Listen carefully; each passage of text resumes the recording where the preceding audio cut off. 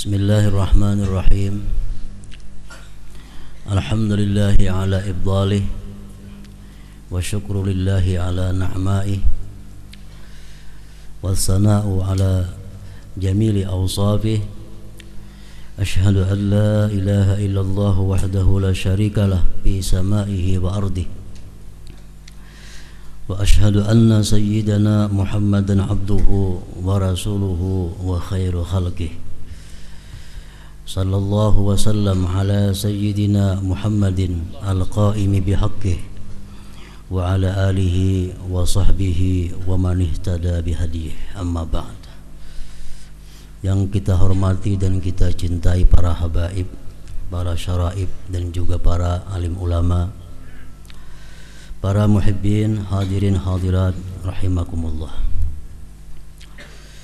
Pertama-tama kita panjatkan syukur kehadirat Allah Subhanahu wa ta'ala yang mana telah memberikan kita umur dan kesehatan sehingga kita pada saat ini dapat berada di dalam salah satu bulan yang sangat dimuliakan, yaitu bulan Sya'ban Al-Mukarram.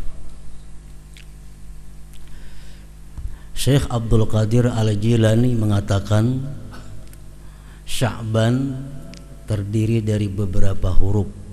Yang pertama shin, artinya adalah syarafun, kemuliaan. Yang kedua ain, artinya uluwun, ketinggian. Yang ketiga ba, artinya birrun, kebaikan. Yang keempat alif, artinya ulfah, kejinakan dengan Allah Subhanahu wa ta'ala. Yang kelima nun, artinya adalah nur, cahaya. Orang-orang yang bisa menghormati bulan Sya'ban ini, maka dia akan dianugerahkan Allah 5 kemuliaan tersebut tadi. Para muhibbin rahimakumullah, bagaimana yang dimaksud dengan kita menghormati bulan Sya'ban ini? Para ulama menjelaskan bahwa bulan Sya'ban ini adalah satu bulan di mana kita mempersiapkan diri dengan sebaik-baiknya, baik jasmani maupun rohani, untuk menghadapi satu bulan yang agung, yaitu bulan Ramadan. Pada bulan Sya'ban ini dianjurkan kepada kaum muslimin dan muslimat untuk mengurangi kegiatan-kegiatan yang bersifat duniawi, yang nanti pada bulan Ramadan kegiatan-kegiatan yang sifatnya duniawi itu terhenti sama sekali, sehingga pada bulan Ramadan aktivitas pekerjaan kita semata-mata adalah untuk ukhrawi, untuk akhirat. Nah, demikian para muhibbin rahimakumullah tentang bulan Sya'ban yang mana kita pada saat ini berada di dalam bulan tersebut. Kemudian tidak lupa kita syukur kehadirat Allah, kita diberi hidayah, diberi inayah, sehingga kita kembali dapat berkumpul bersama-sama di majelis yang penuh berkah ini. Kemudian salawat dan salam selalu kita haturkan kepada junjungan kita Nabi besar Muhammad sallallahu alaihi wasallam, dan juga kepada seluruh keluarga dan para sahabat beliau, zurriyat dan pengikut ila yaumil qiyamah. Lanjutan daripada pembicaraan kita yang telah lalu mengenai pengenalan terhadap surat-surat Al-Quran, kita masuk kepada as-suratul tsaminata asyar min suwaril Quran, surat yang ke-18 dari surah-surah Al-Quran, suratul Kahfi, yaitu surah Kahfi.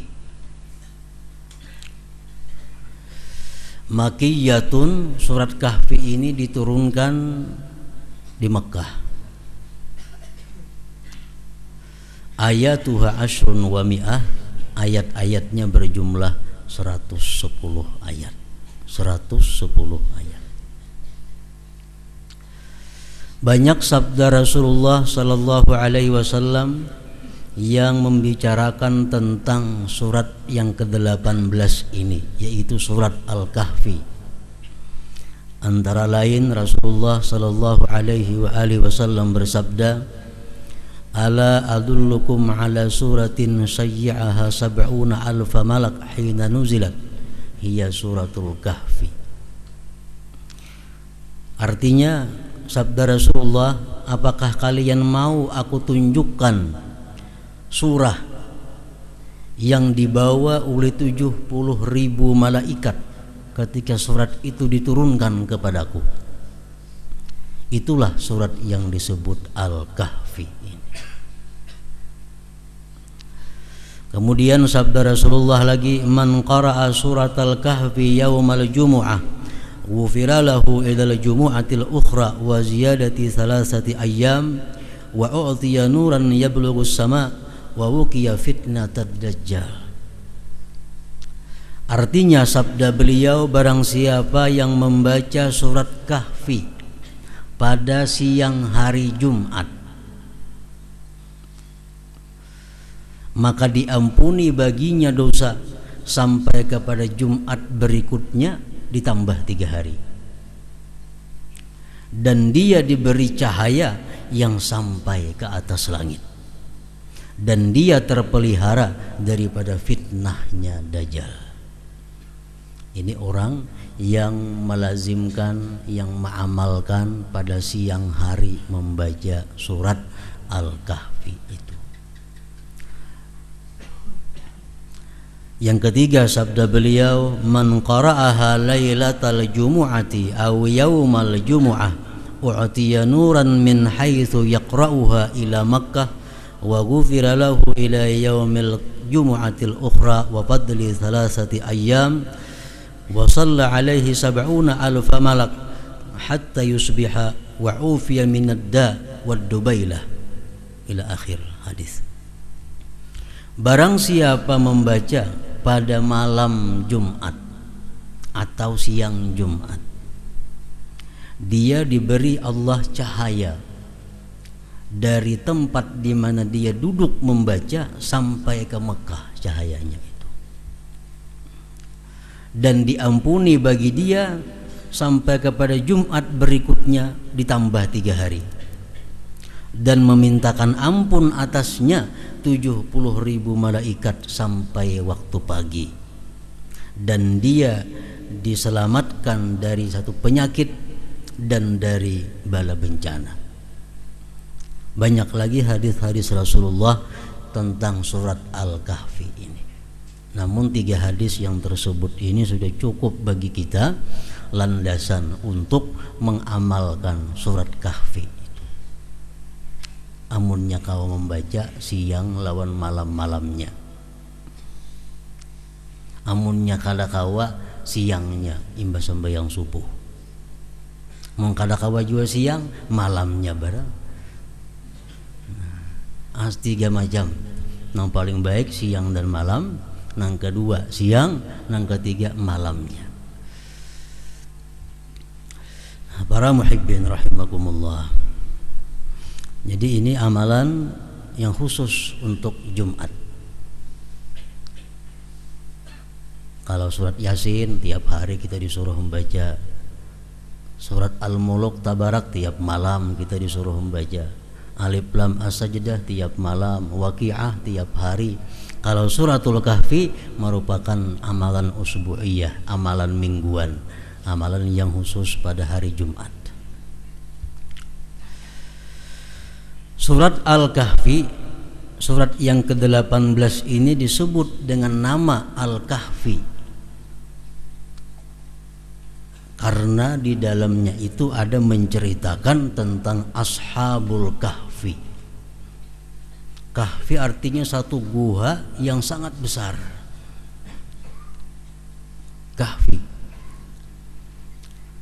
Dalam surat yang ke-18 ini Allah menceritakan tentang orang-orang yang berdiam di dalam gua besar tersebut.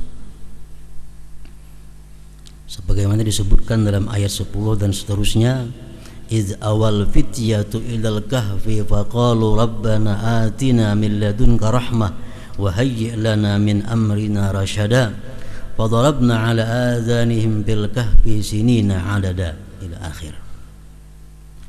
Ketika bertempat beberapa orang pemuda ke dalam satu guha, mereka berdoa sewaktu memasuki guha tersebut, Rabbana atina min ladunka rahmah, ya Allah datangkan kami dari sisi Engkau rahmah, wa hayyi' lana min amrina rasyada, dan akhirkan perkara kami petunjuk. Masuk mereka ke dalam guha tersebut. Begitu masuk ke dalam guha, Allah berfirman, fadarabna ala azanihim fil kahfi sinina adada, kami tidurkan mereka di dalam guha tersebut beberapa tahun, sampai 309 tahun guring di dalam guha tersebut. Nah, para muhibbin rahimakumullah, di dalam kitab tafsir ada diceritakan bahwa di masa kerajaan Dikyanus, ada yang mengatakan sebelum Nabi Isa, ada yang mengatakan sesudah Nabi Isa. Dikyanus seorang raja yang zalim, lagi kafir kepada Allah. Lalu raja ini memerintahkan rakyatnya untuk menyembah berhala. Barang siapa tidak menyembah berhala, dia akan dibunuh. Di suatu negeri yang namanya Tarsus. Kalau sekarang ini bagian daripada negara Suriah di Arab Timur Tengah sana. Ada tempat waktu itu namanya kota Tarsus. Disitulah kerajaan Dikyanus itu. Nah, jadi Dikyanus memerintahkan kepada rakyat menyembah berhala dan menyembelih hewan untuk berhala. Siapa kada mau masuk penjara, bahkan dibunuh. Nah, maka ada 7 orang pemuda yang tidak mau ikut dengan peraturan raja tersebut. 7 pemuda ini tetap menyembah Allah Subhanahu wa ta'ala, tetap mengesahkan Allah Subhanahu wa ta'ala. 7 orang pemuda ini pergi meninggalkan kota Tarsus itu menuju ke sebuah guha yang besar. Nah, itulah disebut Ashabul Kahfi tadi. Nah, begitu mereka sampai ke dalam guha, mereka ditidurkan oleh Allah di dalam guha itu selama 309 tahun. Dan waktu tidur itu dijaga betul oleh Allah Subhanahu wa ta'ala, sehingga tidak ada satupun yang mengganggunya, dan badannya tetap seperti semula. Rambutnya, kukunya, giginya, kulitnya, barang-barang yang dibawanya semuaan tetap seperti semula. Sehingga dikisahkan begitu mereka terbangun dari guringnya, terjaga dari tidurnya, jenazahku berapa jam kita guring? Kenapa awak kada berubah, barang kada berubah? Jenazahku paling-paling itu setengah hari saya guringin tadi, atau paling-paling sehari hanya. Padahal 309 tahun. Nah, lalu akhirnya salah seorang di antara ini diutus oleh kawan-kawannya untuk menukar makanan ke kota. Duit nang di dahulu pun masih ada, duitnya utuh, kada rusak. Tolak ke pasar membawa duit, lihati kota berubah.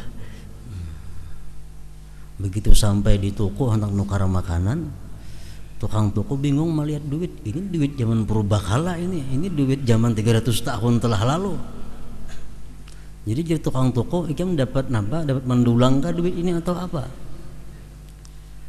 Nah, ini pun bingung. Kenapa duitnya maka kada payu? Nah, akhirnya ribut orang di sana, dibawa nang sayakungnya kepada raja waktu itu. Sedangkan rajanya sudah beralih kepada raja yang beriman kepada Allah. Akhirnya diceritakan kisahnya demikian. Lalu ujar raja, mari kita sama-sama mendatangi kawan ikam nang di dalam guha sana. Akhirnya berangkat nang sayakung ini lawan raja samuaan, dan pegawai-pegawainya berangkat menuju guha tadi. Sesampainya di muka guha, menurut sebagian riwayatnya, ujar kawan nang saya nang disuruh tadi, wahai raja, tunggu dulu sini, aku ke dalam guha mahabari kawan-kawan. Masuk ke dalam guha, sampai wah ini kada sing keluaran lagi, nang kada sing keluaran lagi.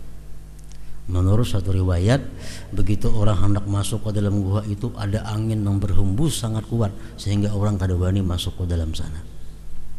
Ada riwayat yang mengatakan mereka sudah diwafatkan Allah, ada riwayat yang mengatakan mereka sampai sekarang ditidurkan lagi oleh Allah sampai kayaknya timbul Nabi Isa alaihissalam dan mereka naik haji bersama-sama dengan Nabi Isa alaihissalam. Nah, itu guanya masih ada sekarang. Para muhibbin rahimakumullah.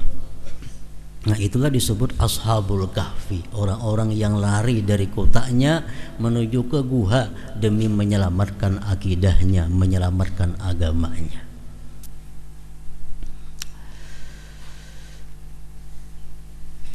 Di dalam kitab Sawi adalah Jalalain disebutkan di situ perkataan ulama, allimu auladakum asma'a ahlil kahfi.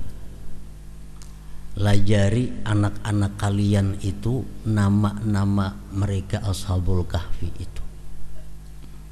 Karena siapa-siapa yang tahu nama-namanya tersebut banyak manfaatnya. Nama-nama nang 7 itu. Jadi nang 7 orang tadi begitu mereka berjalan menuju guha, ada anjing 4 sekong. Diusir anjing tapi umpat pulang.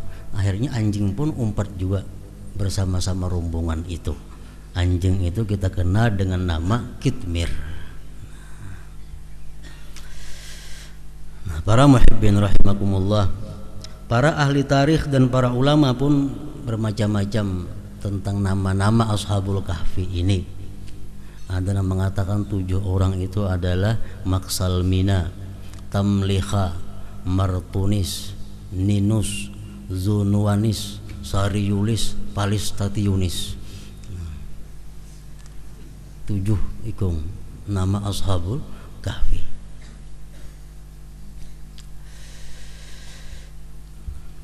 Jadi surat yang ke-18 ini disebut dengan nama Al-Kahfi karena banyak di dalamnya menceritakan tentang orang-orang yang agung, orang-orang yang mulia. 7 pemuda yang mengorbankan segala-galanya demi untuk menyelamatkan agamanya, mentauhidkan Allah Subhanahu wa taala. Nah, oleh karena itu Al-Imam Al-Qurtubi mengatakan dalam tafsirnya, hadhil ayat sarihatun fil firar bid-din wa hijratil ahli wal banin wal qarabat wal asdiqa wal awtan wal amwal khawf al fitnah. Ini ayat yang tadi jelas memerintahkan kepada kita untuk lari membawa agama, lari meninggalkan keluarga, anak, teman, tanah air, harta karena semata-mata untuk agama. Kita ingat sejarah di mana Rasulullah sallallahu alaihi wasallam hijrah dari Mekah ke Madinah. Begitu beliau tidak bisa lagi mengembangkan dakwah di Mekah, Rasulullah hijrah ke Madinah hanya berteman Abu Bakar Siddiq. Anak Sidin, istri Sidin, rumah Sidin, semuaan ditinggal di kota Mekah. Nah, ini ayat demikian. 7 orang ashabul kahfi ini meninggalkan keluarga dan seluruhnya masuk ke dalam guha untuk menyelamatkan akidah menyembah Allah Subhanahu wa taala. Nah, dengan ayat ini artinya kalau kita hidup di suatu kampung, di kampung itu kita kada bisa mengamalkan syariat Islam. Di kampung itu kita selalu dekat dengan dosa. Di kampung itu selalu dekat dengan maksiat. Kita kada bisa amar ma'ruf nahi munkar, kita kada bisa sembahyang berjamaah, kita kada bisa menyiarkan Islam. Kalau kita di kampung itu kita bertempat tinggal, kita mesti pindah kepada kampung yang lain. Itu ajaran Al-Quran.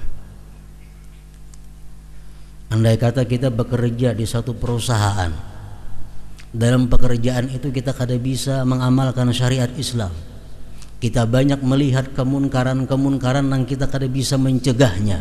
Nah, kita wajib meninggalkan perusahaan itu untuk mencari kerja di tempat yang lain. Sama halnya kita bekerja di pemerintahan. Kalau kita terkena satu jabatan yang sulit untuk berbuat jujur, kita dikenai jabatan yang sulit untuk berbuat adil, kita wajib pindah dari jabatan itu, minta jabatan yang aman daripada segala macam maksiat dan dosa. Itu peraturan Al-Quran dan dicontohkan oleh Ashabul Kahfi tadi. Nah, para muhibbin rahimakumullah, surat Al-Kahfi ini banyak memberikan petunjuk kepada kita untuk menjalani kehidupan ini. Sebagaimana demikian pula surat-surat yang lain dalam Al-Quran. Di antaranya di akhir surat Al-Kahfi berbunyi ayat, "Faman kana yarju liqa'a rabbih falya'mal 'amalan shalihan wa la yusyrik bi'ibadati rabbih ahada." Barang siapa ingin bertemu dengan Tuhannya dalam keadaan bahagia, siapa ingin bertemu Tuhannya dalam keadaan senang, "Falya'mal 'amalan shalihan", hendaklah dia beramal saleh. Itu lagi jalannya sebutin. Kada bisa kita mengandalkan orang tua kita, kada bisa kita mengandalkan anak kita, kada bisa kita mengandalkan guru kita, kada bisa. Kalau kita hendak bertemu Allah dengan bahagia, falya'mal 'amalan shalihan, hendaklah kita beramal yang saleh. Dan ditambah lagi, wala yusyrik bi'ibadati rabbih ahada, dan jangan mensekutukan dengan beribadah kepada Allah itu seseorang jua pun. Kalau kita hendak nyaman bertemu Allah, dua, beramal saleh. Yang kedua, jangan menyekutukan dengan amal itu kepada selain Allah Subhanahu wa ta'ala. Nah, para muhibbin rahimakumullah, jangan syirik. Para ulama membagi syirik itu ada 3 macam. Yang pertama, i'tikadu syarikin lillah bi uluhiyyatih, mengiktikadkan sekutu bagi Allah dalam ketuhanan, menyembah Allah dan berhala, menyembah Allah, menyembah bulan bintang. Itu syirik. Wa huwa syirkul akbar, ini syirik yang paling besar, syirik yang kada terampuni dosanya oleh Allah Subhanahu wa ta'ala. Yang kedua, i'tikadu syarikin fil fi'il, ay ya'taqida mawjudan ghairallah yastaqillu bi ijadi fi'lin aw ihdatsih wa illam ya'taqid kaunahu ilaha. Dia mengiktikadkan ada orang selain Allah yang bisa berbuat sesuatu walaupun dia bukan Tuhan. Nah, ini Tuhannya Allah, lain pada Allah tidak ada Tuhan. Cuma i'tikadnya ada sesuatu yang lain pada Allah yang bisa berbuat dan mencipta sesuatu. Ini mendekati dengan kelompok Qadariyah. Qadariyah mengiktikadkan bahwa manusia itu diberi Allah kekuatan, yang dengan kekuatan itu manusia bisa berbuat sesuatu. Nah, ini syirik fil fi'il ngarannya. Orang-orang Qadariyah mengatakan bahwa manusia diberi Allah kekuatan, dengan kekuatan itu manusia bisa mencipta sesuatu. Ini syirik fil fi'il. Ini syirkul mutawassit, syirik yang tengah ngarannya. Tuhannya Allah, ada lain, mati-matian tetap Allah Tuhannya.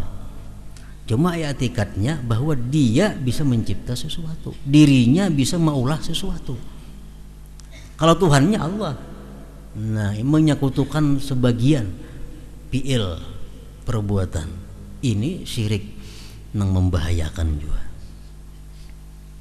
Yang ketiga disebut syirik adalah ar-riya, syirkul asghar, syirik yang kecil.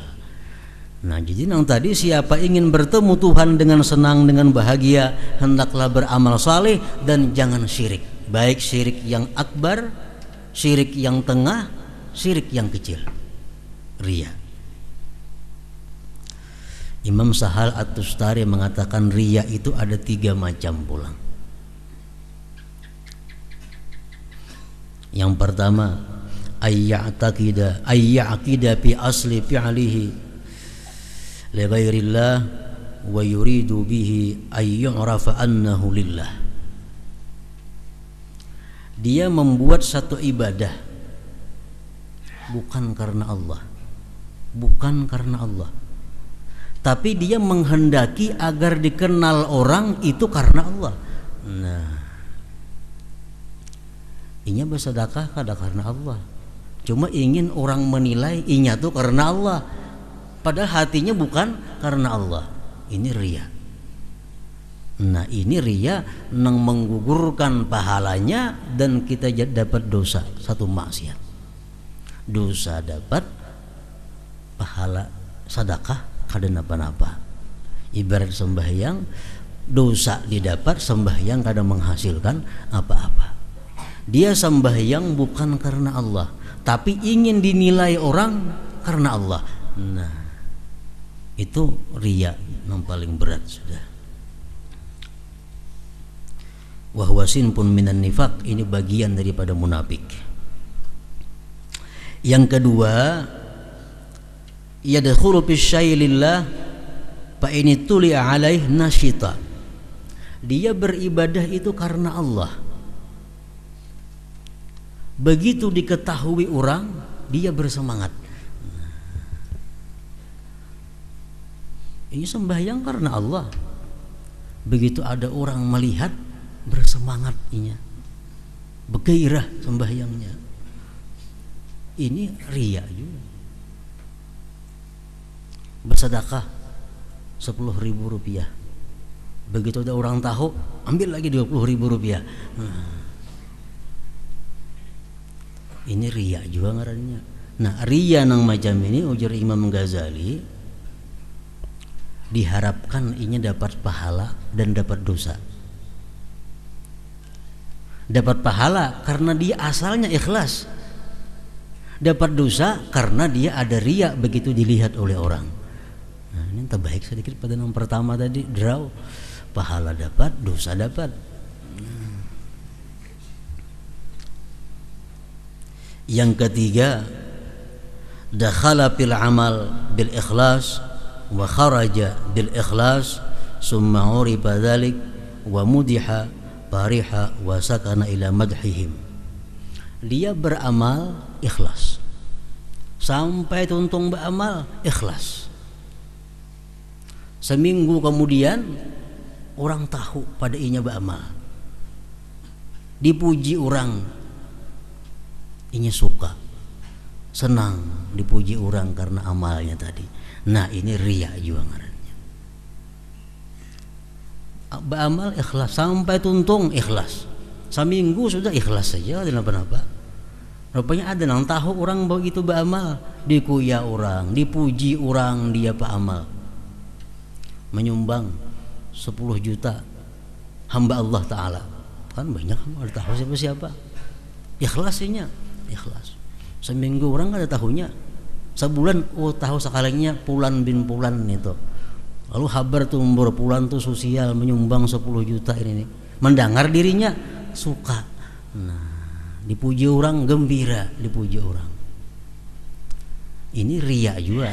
Namun riya nang macam ini kadang mengurangi pahala amal ibadahnya. Kan apalagi menggugurkan, mengurangi aja kada. Cuma apabila gembiranya itu karena gembira dipuji orang, dia dapat dosa. Dia dapat dosa. Tapi kada terhubung lagi dengan amalan yang sudah dikerjakannya itu. Nah, jadi ada 3 macam riya tadi. Ketiga-tiganya termasuk di dalam syirkul asghar, syirik yang kecil. Para muhibbin rahimakumullah, Imam Al-Ghazali mengatakan riya satu sifat yang dimiliki oleh setiap manusia. Karena manusia ini fitrahnya suka dipuji. Jadi setiap manusia ada riyanya. Cuma mereka yang punya ilmu, mereka cepat mengobatinya. Mereka lakas minta ampunnya. Nah, itu benar bedanya. Nang kada berilmu sampai ke mati riaknya. Orang nang ada punya ilmu, oh tahu, udah ada minta ampun, aku berbahaya. Nah, ria sesuatu yang wajib diobati. Kayak apa cara mengobati ria itu? Pertama, Imam Ghazali mengenali bahayanya ria. Mengenali bahayanya ria. Bahayanya apa?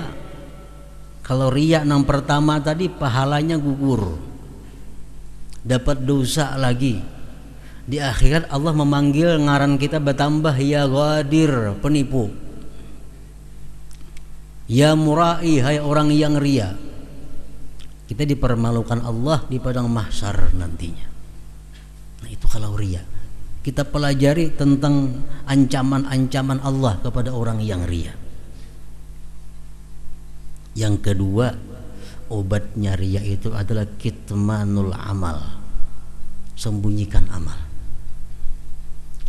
Sembunyikan amal, terutama bagi orang-orang yang mubtadiin, orang-orang yang pemula, yang baru ingin beribadah kepada Allah. Sembunyikan amal. Imam Sahal mengatakan setiap amal yang diketahui oleh orang banyak, kita jangan terlalu berharap banyak dengan amal itu nanti di akhirat. Amal yang kita kerjakan dan diketahui oleh orang banyak, jangan terlalu berharap dengan amal itu bisa selamat sampai akhirat. Jadi sembunyikan amal. Amal ibadah itu kita dibolehkan membuka, dibolehkan mengungkainya apabila satu, untuk menguatkan kepada orang yang kita pelajari, untuk menguatkan kepada orang yang kita didik. Ikam amalakan ini 100 kali sehari, aku sudah mengamalkan itu. Nah, itu boleh. Tujuan supaya orang nang dipadahi ini jadi semangat. Ayo dikisahkan amal kayak itu. Atau kita mengisahkan amal agar orang lain mencontoh amal itu, boleh juga. Yang ketiga, kita boleh mengisahkan amal untuk menguji diri kita, riya atau kada. Nah, 3 perkara itu amal yang boleh dikisahkan. Lain pada itu mengandung risiko bahaya. Imam Tahir bin Husain, salah seorang ulama besar di Irak, beliau ada mendengar di Irak itu salah seorang tokoh ulama besar. Lalu Tahir bin Husain ini hendak ziarah ke sana kepada tuan guru besar tadi, karena mendengar cerita-cerita orang itu tuan guru luar biasa. Jadi si Tahir bin Husain ini hendak berilang ke sana minta doa, minta berkah. Begitu sampai di sana, Tahir bin Husain ini bertakon, pian tuan guru, berapa lawas sudah pian diam di Irak ini? Jadi tuan guru tadi, aku diam di Irak ini 20 tahun dan puasa pun aku pada beperayaan 20 tahun juga. Mendengar itu bulik Tahir bin Husain tadi. Allah mengatakan kepada muridnya, itu bukan tuan guru, itu orang yang ria ngarannya. Kenapa jenah muridnya? Karena mamadahakan nang kada aku takuni. Aku betakun pian berapa lawas diam di Irak. Mesti jawabnya 20 tahun titik. Ada nih kada 20 tahun. Pas semasa aku puasa 20 tahun juga di sini. Siapa betakun puasa ada. Nah, ini contoh orang nang ria, orang nang mengisahkan amal tanpa ada sesuatu nang diperlukan. Tandanya ria. Al-Asma'i betata sembahyang lawan orang. Orang ini lawas sembahyangnya, berdirinya lawas, rukuknya sujud, samuan lawas. Tentang sembahyang, ujar Syekh Asma'i, baiknya sembahyang ikam itu lawasnya. Inggih tuan guru bae. Belum puasa tuh itu tuh. Nah, betakun puasa kada sih? Bedakan belum puasa tuh itu tuh. Nah, kalau hadza murai, ini orang yang ria, mengisahkan amal Amal ibadah boleh dikisahkan, satu untuk memberi semangat kepada orang yang kita anjurkan untuk mengamalkannya, dua untuk dicontoh oleh orang banyak, yang ketiga untuk melatih hati riya atau kada. Ayo aja. Nah, jadi obat supaya jangan riya itu yang kedua kitmanul amal, menyembunyikan amal sedemikian rupa. Kemudian yang ketiga, obat riya itu adalah doa kepada Allah Subhanahu wa taala. Doa sebagaimana yang diajarkan Rasulullah sallallahu alaihi wasallam, Allahumma inni a'udzubika an usyrika bika wa astaghfiruka ma la a'lam. 3 kali membaca itu setiap hari. Wa astaghfiruka lima la a'lam. Allahumma inni a'udzubika an usyrika bika wa astaghfiruka lima la a'lam. Allahumma inni a'udzubika, ya Allah aku berlindung dengan Engkau, an usyrika bika, bahwa aku mensyarikatkan Engkau, wa astaghfiruka, dan aku minta ampun kepada Engkau, lima la a'lamu, bagi yang aku tidak tahu. 3 kali sehari. Nah, kalau kita mulazamah mengamalkan itu, kita akan dipelihara daripada riya. Para muhibbin rahimakumullah, Imam Ghazali lebih lanjut mengatakan, kalau kita meneliti, kata beliau, di mana sebabnya riya itu datang kepada manusia, sebabnya hanya 3. Pertama, kenapa kita riya? 1, hubbul madah, kita suka dipuji orang. Kita suka dipuji orang. Kalau kita tabiat suka dipuji orang, mudah datang riya. Padahal mestinya yang perlu memuji kita itu adalah Allah Subhanahu wa taala. Kalau Allah sudah memuji kita, walaupun seluruh alam orang mencela, celaan itu sia-sia. Yang kedua, penyebabnya riya itu adalah khauful madzammah, takut dicela. Takut dicela. Inya kada mengharapkan pujian, inya kada hendak dicela orang. Nah, orang nang katuju pujian nih mungkin kalau menyumbang 10 juta. Nang takut celaan nih 0,5 juta. Nah, supaya jangan dicela orang, jangan diwadah 0,5 juta barang asal ada. Nah, jangan dicap orang kikir. Dicap orang kikir kada hendak, kada wani. Nah, ayo 0,5 juta barang asal selamat. Nah, takut dicela. Kalau kita takut dicela oleh manusia, riya di situ masuk. Nah, kalau kita takut dicela Allah, itu selamat. Yang ketiga, kenapa kita riya? Tama bima fi aydin nas. Kita mengingini milik orang lain.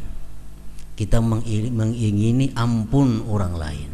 Kita ingin supaya dimuliakan orang, kita ingin supaya diberi orang, kita ingin supaya dikiyau orang, kita ingin supaya dihargai orang. Timbul di situ riya. 3 hal itulah akarnya datangnya riya tadi. Nah, bila kita kaum mengatasi yang 3 itu, maka selamatlah kita daripada sifat yang menakutkan, yang menggugurkan amal ibadah kita, yaitu asyirkul asghar, syirik yang kecil yang disebut dengan riya itu. Nah, para muhibbin rahimakumullah, selanjutnya surat yang ke-19 daripada surat Al-Quran adalah surat Maryam. Sebelum kita akhiri, akan disampaikan pengumuman dan himbauan.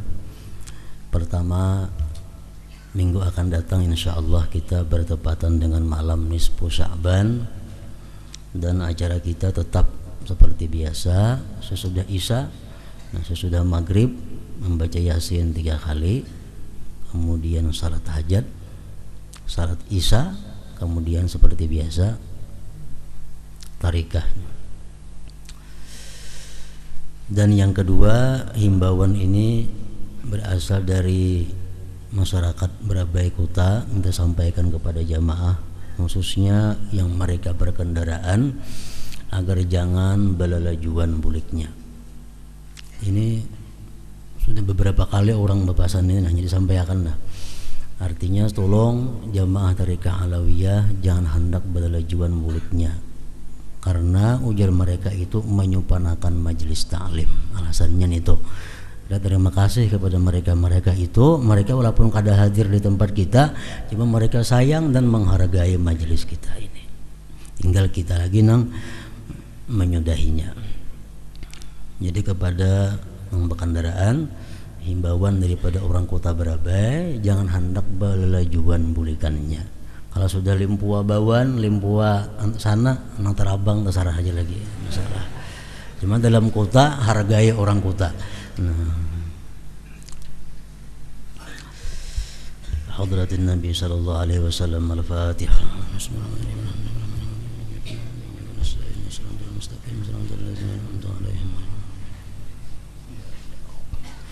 أشهد أن لا إله إلا الله وحده لا شريك له أشهد أن سيدنا محمدا عبده ورسوله لا إله إلا الله نستغفر الله لا إله إلا الله نستغفر الله لا إله إلا الله نستغفر الله لا إله إلا الله ونتوب إلى الله لا إله إلا الله محمد رسول الله صلى الله عليه وسلم فيا أيها الراجون منه شفاعة صلوا عليه وسلموا تسليما اللهم صل وسلم وبارك عليه وعلى آله